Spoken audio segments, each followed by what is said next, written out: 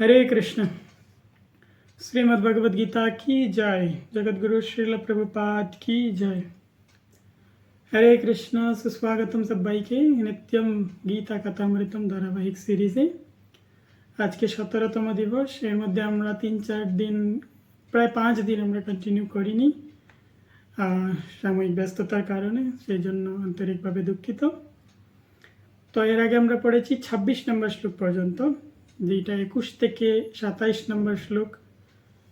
সঞ্জয় বলছেন ধৃতরাষ্ট্রকে যুদ্ধের পরিস্থিতি সম্পর্কে ধৃতরাষ্ট্রকে আপডেটস দিচ্ছেন এবং সঞ্জয় অর্জুনের মানসিক পরিস্থিতি সম্পর্কেও ধৃতরাষ্ট্রকে বলছেন যে অর্জুন ভগবান শ্রীকৃষ্ণকে বলছে যুদ্ধের মধ্যস্থলে রথটাকে রাখার জন্য, যাতে অর্জুন দুই পক্ষের সৈন্যদের দেখতে পায়, বিশেষ করে প্রতিপক্ষ টিমে কারা কারা আছে সেগুলো দেখতে পায়। সো অ্যাকর্ডিংলি ভগবান সেটাই করেছেন।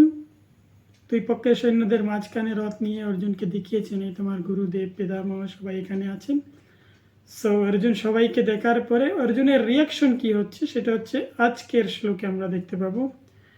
তো তার আগে একটা শ্লোক বাকি, যেটা সঞ্জয় আবারও ধৃতরাষ্ট্রকে বলছে এবং সঞ্জয় রীতিমতো ফাইনাল আপডেটস দিচ্ছে যে অর্জুনের এখন পরিস্থিতি কেমন, এবং অর্জুন জাস্ট বলতে যাচ্ছে ভগবান শ্রীকৃষ্ণকে। তো শ্লোক নম্বর 27, तान समीक्षाश कौन्तेय सर्वान् बन्धुमवस्थितान् कृपया अपरयाविष्टो विषीदन्तम् इदम् अब्रवीत्।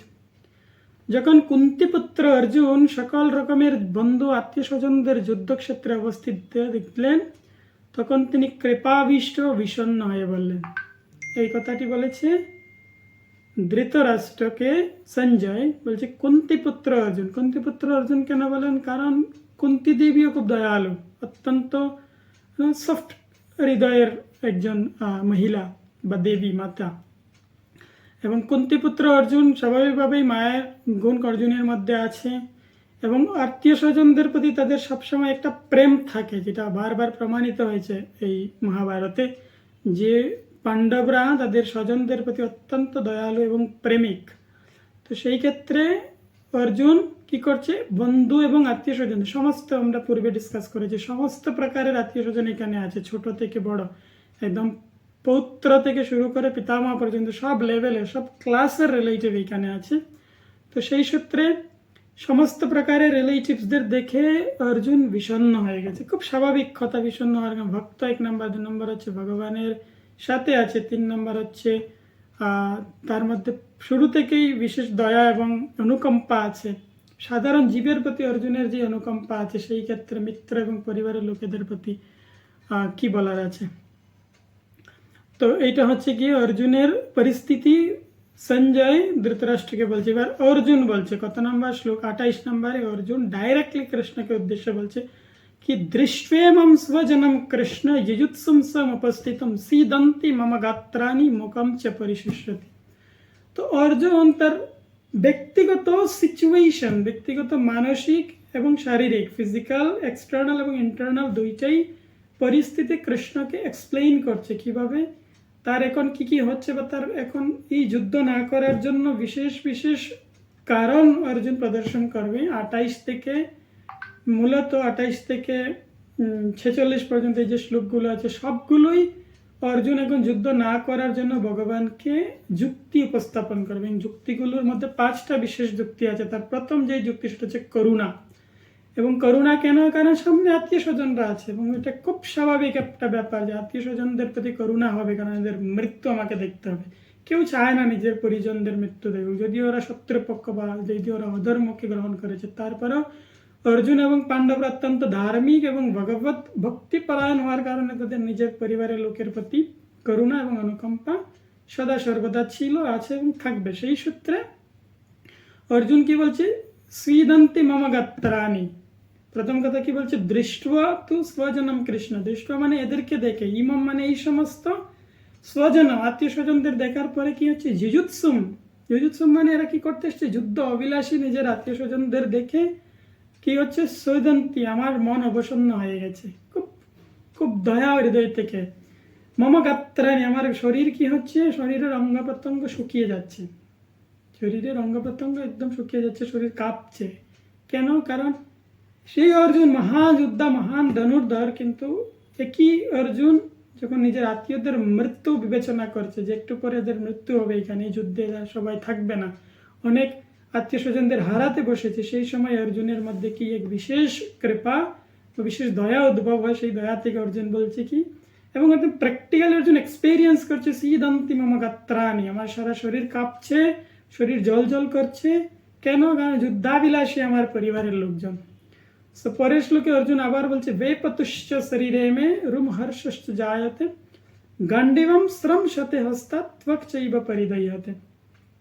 আমার সর্বশরীর কম্পিত, রোমাঞ্চিত হচ্ছে, আমার হাত থেকে গান্ডিব খসে পড়ছে এবং ত্বক যেন জ্বলে যাচ্ছে।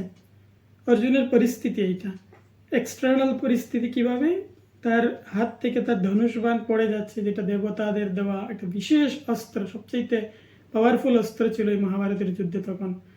এবং এই অর্জুনের কি হচ্ছিল, তার সারা শরীর কম্পিত, রোমাঞ্চিত হচ্ছিল। কেন? কারণ আমার গুরু, আচার্য, পিতামহ, পুত্র, পৌত্র, মাতুলা সবাইকে মারতে হবে, এবং কি ত্বক যেন জ্বলে যাচ্ছে, শরীর জলে পুড়ে যাচ্ছে তার।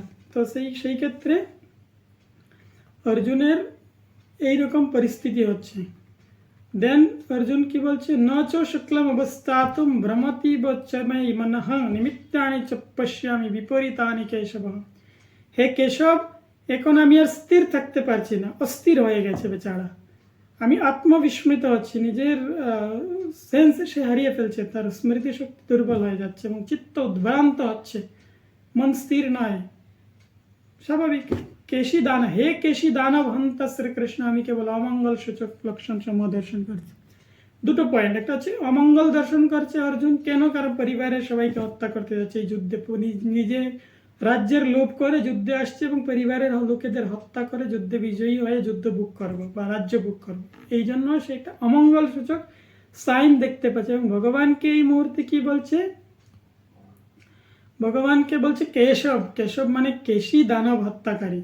তো শ্রীল প্রভুপাদ এখানে তাৎপর্য বিশ্লেষণ করেছেন যে ভগবান কেশী দানব মানে কেশী দানব হত্যা করেছেন বলে ভগবান কেশব। এবং এই মুহূর্তে অর্জুনের মনের মধ্যে যেই বিস্মৃতি আছে বা যেই প্রকারের অসুর তাকে অ্যাটাক করেছে, সেই মানসিক বা যেই বিপরীতানি কথাগুলো, নিমিত্তানি বিপরীতানি সিচুয়েশনে অসুর, এই একটা অসুরিক সিচুয়েশনের মধ্যে অর্জুন আছে, সেইখানে ভগবানকে রিমেম্বার করিয়ে দিচ্ছে, হে কেশব, হে কেশী দানব হত্যাকারী, এভাবে করে আমাকে যে দানব এখন আক্রমণ করেছে তাকে আপনি প্লিজ হত্যা করুন।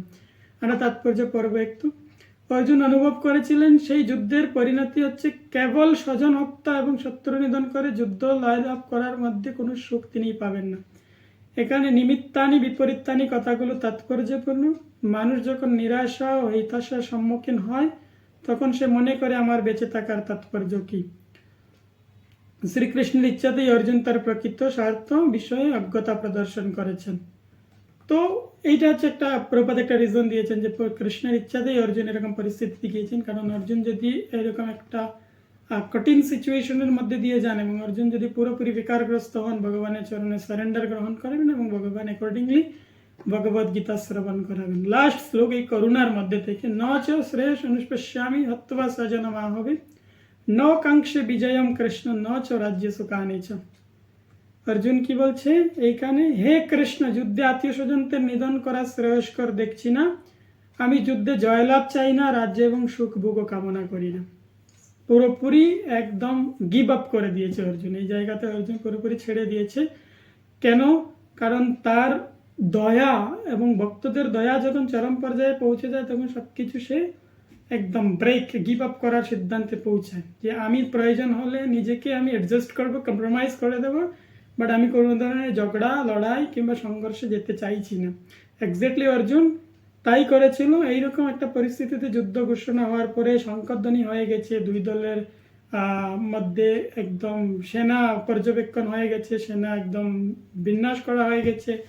কিন্তু ওই মুহূর্তে অর্জুন যখন দেখছে যে পরিবারের লোকের লাস্ট মুহূর্ত পর্যন্ত অর্জুন যখন পরিবারের লোকেদের কথা বিবেচনা করেছে তখন সে নিজেকে যুদ্ধ থেকে পিছিয়ে গেছে। যদিও ক্ষত্রিয় যুদ্ধ থেকে পিছিয়ে কখনোই যায় না, বরং মৃত্যুকে স্বীকার করতে বেশি আনন্দ লাভ করে ক্ষত্রিয়। কিন্তু এই ক্ষেত্রে অর্জুনের মতো ক্ষত্রিয় পিছিয়ে চলে যাচ্ছে জাস্ট বিকজ কি আমার পরিবারের লোকেরা বা আত্মীয় স্বজনদের মৃত্যু আমি কামনা করি না। এটা ভক্তদের বা ভগবানের সংস্পর্শে থাকার একটা বিশেষ গুণ।